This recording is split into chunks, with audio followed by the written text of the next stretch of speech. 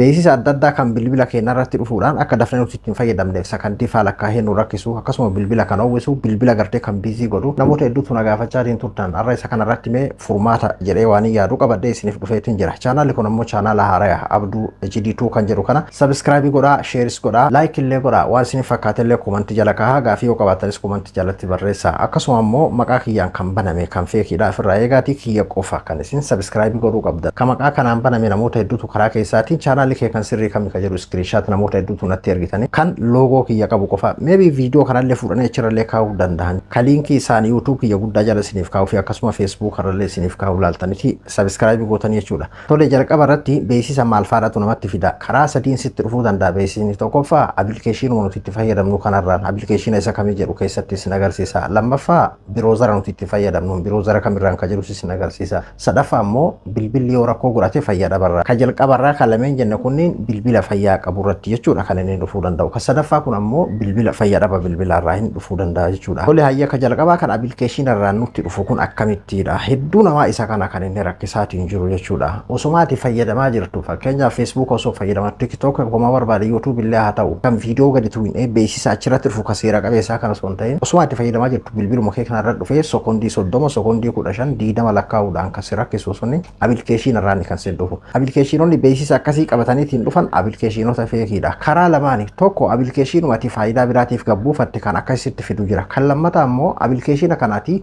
yoom akka gadi buufteyyuu ati yookiin Play Store keessa yoo sootiin seenin ofii isaatii bu'a. Waanuma biroo keessaan osoo fayyadamtu allahu hayyama kenniif jedheetumaan ati waan itti fayyadamsaniif hayyama kenniteetiin inni ammoo achi keessaanis kan daawunlood gadi siif ta'u jira jechuudha. Isa yeroo biraa bal'inaan itti deebina. Applicationota akkasii akkamiin argannaadha. Fuula kanarratti application sun yoo mul'achuu baateyyuu yeroo inni beeksisni sun sitti dhufu. Beeksisni anjechaatiin jiru kan YouTube seenta YouTube keessaan yookiin Facebook keessaan seera qabeessaan argattu ka video irratti ba'usanii miti. Full screen tahee guutuu bilbila keetii irratti kan ba'usanii jechuudha. TikTok osoo fayyadamtu full screen tahee bilbila kee kana yookiin sekondii 30 lakkaa skip illee godhu kan hin dandeenye jechuudha. Karaan tokkoffaan ati isa kana karaan ati beekuu dandeessuun yeroo beeksisni sun sitti dhufetti bilbila kee irraa gara jalaatitti Android qofa kan dubbataa jiru iPhone hin ilaallatu. Android kama fedheyyuu haa ta'u maqaa adda addaa qaba Android.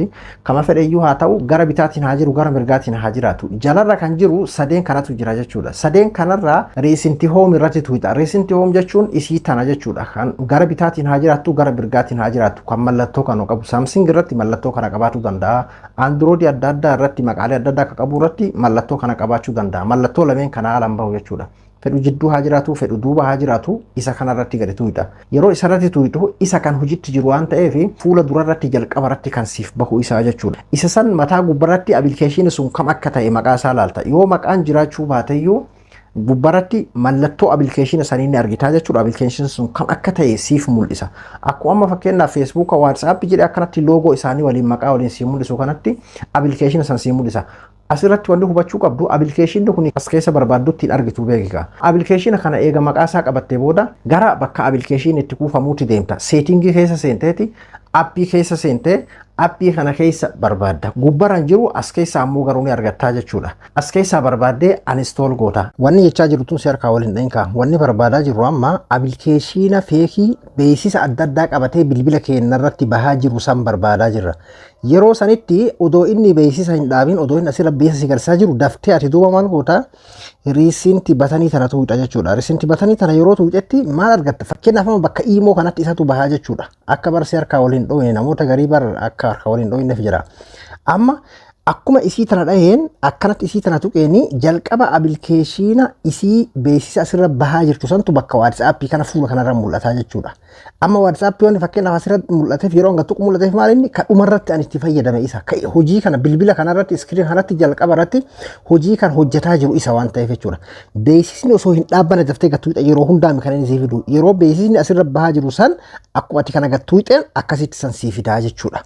Kanaafuu yeroo sanitti maal goota argattee miidhamu WhatsApp mi setting kan kee keessa application appis ka jedhu kana keessa seentee appii keessa eega seentee as keessa barbaaddaa jechuudha. application san uninstall ifirraa keessaa goota. kuni karaa guddaa ittiin barbaaddu keessaa isa tokko jechuudha. Steppiin biraa kan itti aanu isuma kana furmaata kana argatuudhaaf applicationoota garaagaraa bilbila irratti fakkeenyaaf antivirus jettee kanatti fayyadamtu, bilbila kiyya baatirii naa eega jettee kanatti fayyadamtu, homa barbaadeef iyyuu haa ta'u bilbila itti fayyadama garaagaraatiif applicationoota feekii keessattuu bilbiloonni ammaa hammayyaawaan kata'an gartee kan software isaanii haaree ammaa ta'e kunniin wantoota silaati itti fayyadamuu qabdu antivirus illee ta'e wantoota garaagaraa hunda isaa ifirraa qabanii jechuudha. Akkasuma gartee application yookiin play store alaa buufte yoo jiraate play store kee protector isaa itti banattee akkasitti fayyadamaa jirta yoo ta'e bilbila keetirra wanni jiru gahaadha jechuudha. kan bira dabalataan sinfeesisu antivirus illee yoo taate jechuudha. appii kee keessa seentee application beeksisa heddummaatu. applicationoota akkasii ka beeksisa heddummaatan quraana illee haa ta'u wantoota garaagaraa kan itti fayyadamuudhaaf jettee ati buufte kan faayidaa sanirra beeksisa heddummaatu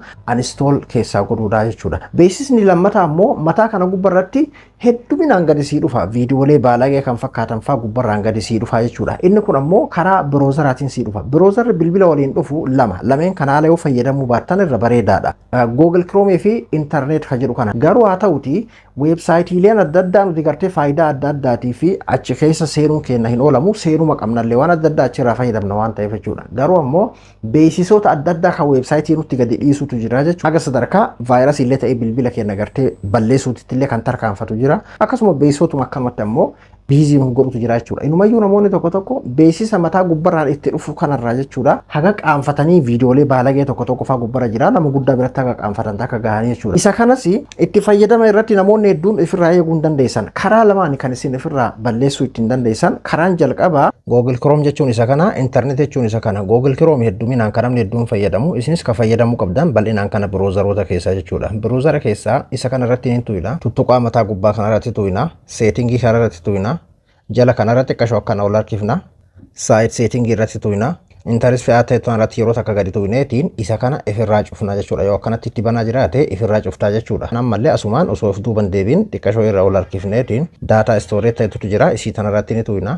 jala kanarra delete all daataa ta'etu jira jechuudha. delete all daataa kajuu kanarratti tuyineeti delete keessaa goonaa jechuudha. haala kanaan ammas osoma as keessaa hin baane mataa kana gubbarra weebsaayitiilee garaagaraa kanan seene 73tu jira. 73 kanneen akkanatti irratti gadi tuyineeti asirratti tuyine kilozooltaaf kettoon jira. isii irratti tuyineetiin kiloos ol taab goonaa jechuudha. booda ammaif duuba deebi'uudhaaf yoo feene ida'uu kanarratti tuyina. yoo feene ammoo asiin ida'uu tanarratti tuyineetiin niw taab irratti goonaa jechuudha. kanaan tagaraa Google Chrome ofirraa qulqulleessitan jechuudha. yoo lakki ammoo rakkuma kana hundayyuu hin danda'u yookiin ammoo gartee an Google Chrome kan itti fayyadamaa jiru yookiin ammoo internet kan itti fayyadamaa hin jiru jettee kan itti amantu taate seetingii kee keessa galta. seetingii keessa seenteeti application kana barbaaddaa jechuudha. Google Chrome kana barbaadda. fakkeenyaaf amma mee asirra katabeetiin Google Chrome fira dhufeemi irra gadi tuqeetiin jala kanarra akkana xiqqashoo harkiftee storage ta'etu jira. clear data ka jiru kanarratti tuyidhaa jechuudha. clear data kana yoo goote anama godhuun barbaadu ka guututti wantoonni gartee silaa amma namarratti gadi seenu kun hundisaa keessaa haqamaa jechuudha. kana booda wanni karaa Google Chrome si rabbashu hin jiru jechuudha. kan interneetaallee haaluma kanaan jechuudha kan isin ittiin deemuu qabdan. biroozara bilbila keessanirra fayyadamtan interneetii fi Google Chrome bal'inaan Google Chrome qofa kanatti fayyadamuu dandeettu. an lakki biroozarumayyuu fayyadamuu barbaadu jechuun ammoo ni ulfaatanii fayyadamtaa hajaa adda addaatu itti si geessa waan ta'eef jechuudha. akkaataa amma dhumarratti asi garsi kanarratti storage isaa guutuu ofirraa qulqulleessite hojii dhaabeeti jira. alloo hin goone hayyama hin kennineef waan ta'eef beeksisni mataa gubbarraan sitti gadi dhufu sun sirraa dhaabbata. asirratti kan isin hubachuu qabdan beeksisa mataa gubbarraan dhufu qofaa fi biroozarri jechuudha. yoo garuu ammoo Opera Miniidha, Google Firefox maaliidha wantoota adda addaa maqaa adda addaa qabu biroozara yuuzii waan adda addaa qabu fayyadamaatiin jiraatte kana nama si garsiise kan lameen kana qofaati. lameen kana keessaa qulqulleessachuun kan biraa yoo achirra jiraate kan biraatiif furmaata isaa jechuu miti. biroozaruma barbaade haa ta'u, Operaas haa ta'u, yuuziis haa ta'u, kama fedhe haa ta'u yoo gartee bilbila keetirra jiraate hunda isaa tokko tokkoon qulqulleessuu qabda yookiin ammoo ofirraa keessaa install godhuu qabda. asirratti irra deebi'an malee kan isin himu biroozara yeroo fayyadamtu Google Chrome qofa yoo fayyadamte filatamaadha. kan biraa bilbila fayyadamarraa beeksisa nurratti fidu haala akkamii agarsiisa, akkamiin furmaata isaa argannaa, kan ofii keenyaa sirreeffachuu dandeenyu akkamitti sirreeffachuu dandeenya akka jedhu viidiyoo itti aanu keessatti qabadee isiniif dhufa. viidiyoon kun yoo isinitti tole sheer godhuun dagatinaa. waan isiniif fakkaate komentii jala barreessaa. gaafii yoo qabaattan illee komentii jala kaa'aa. haa qophii biraatii walitti deebinutti nagayaan naa tura.